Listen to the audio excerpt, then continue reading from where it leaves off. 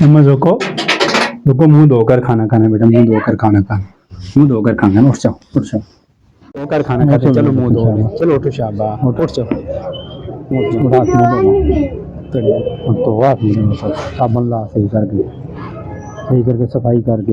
तो नबी से में क्या फरमाएंगे? ईमान सफाई निफ्स ईमान, आधा ईमान सफाई।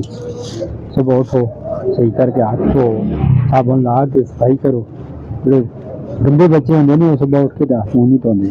वो तो मेरा सुंदर पुत्र है, चंगा पुत्र है मेरा, सारी गल्लां सुनने, हाँ सारी गल्लां सुने कर, सही करके तो उनको अल्लाह करके फिर बंद साफ करें करो। मुँह ना पहले धोया करो, पहले बंद साफ किया करो। चलो तो बंद साफ कर दो, हाँ उपला बुर्शियाँ सही करके दगड़ के दंद साफ करो। सफाई इसलिए जैसे बीमान है, हाँ तो ऐसी मुसलमान सफाई नसीब ईमान है। साढ़े नबी ने आखा ये तो सफाई नसीब ईमान है, साढ़े ईमान का हिस्सा है सफाई। हाँ चलो ठीक है। हम दुआ पढ़ी खाना खाने की? नहीं। पढ़ के बिस्मिल्लाह।